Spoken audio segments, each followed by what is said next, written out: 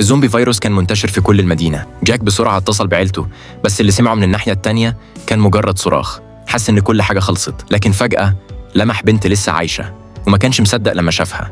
ناداها بفرحة. البنت بإشارة قالت له يتقابلوا تاني يوم الصبح الساعة 7 في البلكونة. تاني يوم جاك صحى متأخر، فتح الشباك بسرعة وبص ناحية الشباك اللي قصاده، بس ما لقاش حد. في الحقيقة البنت كانت بتبص عليه من بعيد بمنظار، واستندت لما اتأكدت إن مفيش خطر قبل ما تفتح الشباك. جاك شاف ده وكتب لها اسمه بالموبايل، وهي كمان عرفته إن اسمها سارة. الليل ده نزل مطر. جاك صحى على الصوت وحط وعاء يجمع فيه المية، وده حل مشكلة المية عنده اليومين قدام. تاني يوم سارة شافت جاك ماسك بطنه وسألته إذا كان الأكل خلص. هو هز رأسه. سارة خططت إنها تربط حبل في مضرب بيسبول وترميه، ومن خلال الحبل تبعت له أكل، لكن المسافة بين العمارتين كانت كبيرة والمضرب واقع تحت أول ما رمت. وقتها جاك طلع درون، بعته بالحبل لحد عند سارة. سارة مسكته وربطته وحطت الأكل في علبة وبعته لجاك. جاك فرح جدا وهو بياكل، وكان طول الوقت بيشكر سارة. بالليل وهو بيبص على الأكل اللي فاضل، قرر يخاطر ويدور على مؤن. لف فوط حوالين جزمه وربطها بلاصق.